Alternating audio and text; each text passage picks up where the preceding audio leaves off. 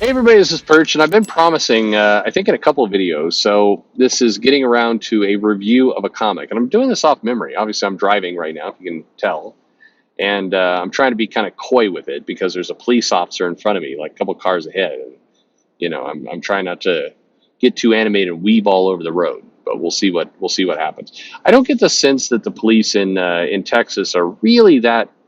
Um, Based on the way people drive and behave around here, I don't get the sense that there's a lot of deep activity going on the roads. But maybe I'm wrong about that. I don't know. Who knows? He's turning, so I'm going to drive by the police. I'm going to look really serious right now as I drive by this police. I'm not going to wave my gun out the window at him as I pass. Oh, there he goes. He's not turning on the light, so I'm safe for now. There you go. By the way, if I ever get pulled over while I'm doing one of these videos, I'm just going to let the recording run, and then you guys will hear the entire interaction. It'll be funny.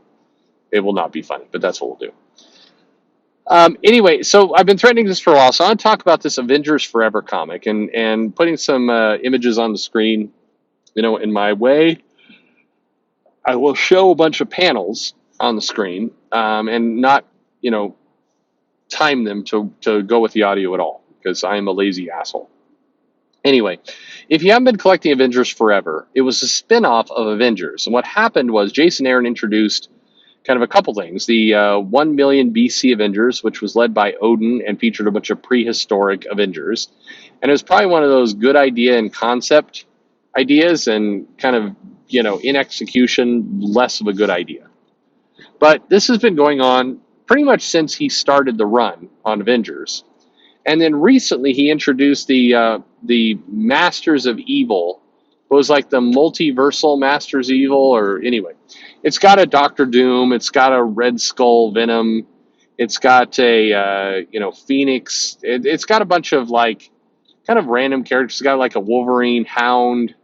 There's a baby or a kid Thanos who's bloodthirsty. It's got a bunch of characters, and they're villains, and they're basically. It's been a little bit unclear. They're burning their way through the multiverse, enslaving worlds, doing evil shit like villains do.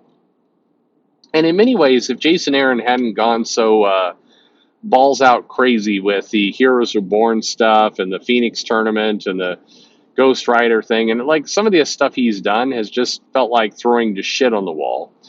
And if he hadn't done so much, if he'd given us some grounded adventures along the way, I think this whole concept would have landed. Because the villains that he's crafted are truly, they're a little bit, not just a little bit, they're a lot absurd, but they are also doing villainous things. They're actually trying to destroy the world. They're trying to enslave humanity. They're actually evil. And in Marvel today, and DC as well to some extent, but definitely in Marvel, you don't see a lot of villains.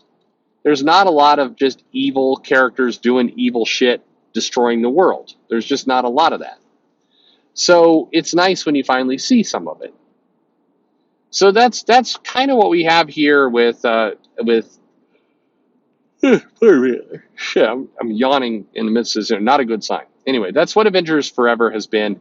They introduced the concept of the multiversal Avengers and all these different realities and different characters. And basically, the evil Masters of Evil are they're basically burning their way through all the worlds, and so the Avengers are trying to assemble kind of all the different versions. So all the different Captain Americas are assembling, and all the different Thors, and all the different, all these different characters. Tony Stark is Ant-Man for some reason.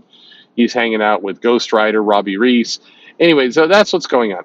By the way, one of the dumb parts of this entire comic and series is that Robbie Reese is off, traversing the multiverse.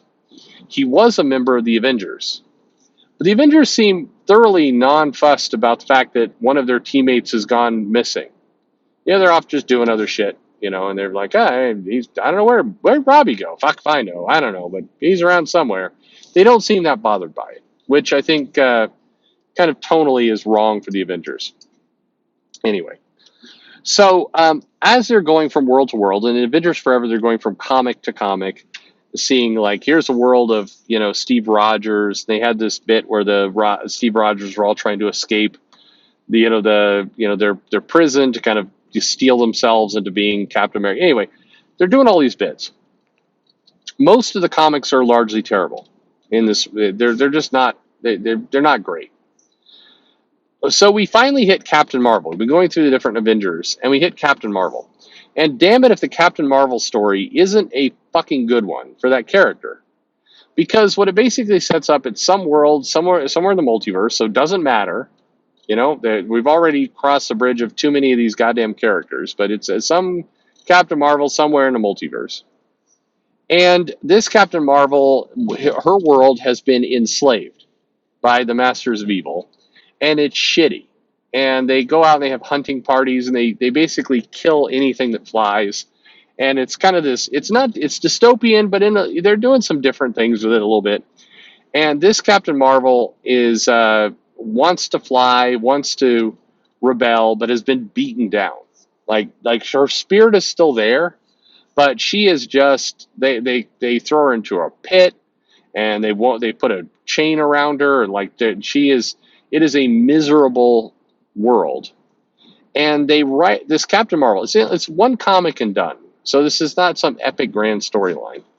They basically tell the story of the woman who wants to fly, who wants to soar, which plays into Captain Marvel's, her DNA of, she was an Air Force pilot, and she wants to go bigger, farther, faster, and all this kind of stuff. But in this comic, it's designed to make her struggle. She is enslaved. It's a bad world. She is beaten down. She's tortured, and she wants to somehow, some way, rise above.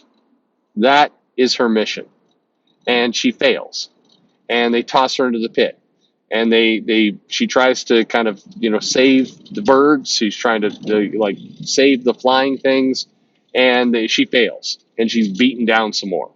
And so she struggles and she struggles, and she tries to break free, and she tries to rise above, and this world is just hammering her down. And finally, it takes kind of an act of self-sacrifice to allow her to finally get to save something. And when she does, it allows her to break free, and she realizes she can fly, and she soars above, and she doesn't immediately just start being a crazy bitch and enacting justice on everyone. She's still she's reveling in the glory of being up in the air and being able to survive and being able to be the person she wants to be. It's a good story. It's not, this is not comic of the year. This isn't an instant epic. But what it does do is it conveys heroism. It conveys this idea of against all odds, finding a way to rise above, putting others in front of yourself, and sacrifice for, when there's fighting, when there's nothing to fight, there's no hope of winning, of being able to save others when you think there's no chance of even saving yourself. There's an element of heroism that comes out here. Please don't run out to the comic store, buy this comic, and be like, what the fuck is Perch talking about? It isn't, this is not a masterpiece, but it was a surprise because it delivered us a Carol that was both heroic, bigger than herself, and, a hero. You root for this character to win. You root for this character to do more, which is something that a lot of the heroes in Marvel Comics do not manage to pull off. Instead, you get smug, you get, better than everybody else, can't ever show any weakness. In this comic, Captain Marvel, Carol, is just beat the fuck down into the ground, literally into the ground, down under the ground, into a pit. This is a character who is not winning, who does not have an easy way out, who is, the spirit is being broken, and yet she is able to, again, through self-sacrifice, through trying to help someone else, she's able to save herself. And this comic is again, it's the best one I've read of the Avengers Forever run. It's one of the best Captain Marvel I've read. I mean, I'm going back since, before Kelly Sue took the reins. It actually, in a very weird way, And again, it shows what you can do in one comic. It conveys heroism in a way that all the text bubbles, all the other characters coming up to Carol go. By the way, nowhere in this comic. Well, sorry, we should pause that for a second. But for the vast majority of this comic, nobody comes up to Carol and says, "Oh, you're a hero. You're my hero." Nobody says that. Instead, she shows us how she can rise above. The comic shows us how she can do it. This is the right way. This is good stuff. I said almost in the last 2 pages of the comic, she soars off into the air. She escapes her shackles. She gets to be free. The comic then immediately has to pull in the dumb multiversal bullshit of a helicarrier coming up, and there's like 80 Captain Marvels on this thing from other multiverses. Like, always good to see Carol, rise above and make it. And suddenly, then we're right back into the, you've taken the uniqueness of this character and the heroism, and you've thrust them into, and now you don't matter because there's 100 of us. Who gives a shit? Which is a shame because they really had something going. But the last 2 pages don't wreck the story. It has to tie back into the multiverse bullshit, and that's fine. But honestly, Avengers Forever, this issue of Captain, you've seen the screens, you've seen the issue number. Again, an instant classic. No, but it tells a good story, and it reminds us that it's nice that we can get a just good story once in a while. There you have it. Anyway, thank you very much, and thanks for listening.